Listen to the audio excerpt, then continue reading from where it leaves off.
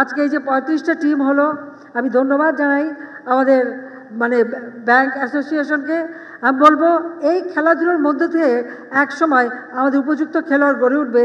আমরা আন্তর্জাতিক পর্যায়েও খেলাধুলা করে কোনোদিন হয়তো ফুটবল আমরা চ্যাম্পিয়নও হয়ে যেতে পারি, সেটাই আমাদের প্রচেষ্টা থাকবে।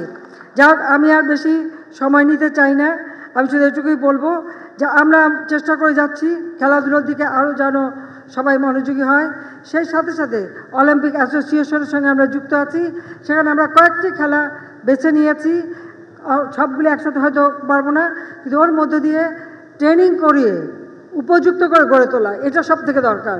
সেজন্য আমরা যেমন এখানে বিকেএসপি ঢাকায় ছিল, আমরা প্রত্যেক বিভাগে একটা করে দিচ্ছি।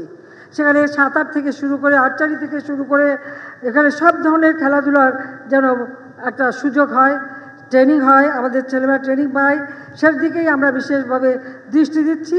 ভারোত্তোলন, ক্রিকেট, হকি, গলফ, শুটিং, দাবা, আর্চারি, সাঁতার, অ্যাথলেটিক্স, ভলিবল, আন্তর্জাতিক মাপে যেন খেলাধুলায় আমাদের খেলোয়াড়রা পারদর্শী হয়ে ওঠে, সেই দিকে লক্ষ্য রেখেই আমরা বিভিন্ন পদক্ষেপ নিচ্ছি।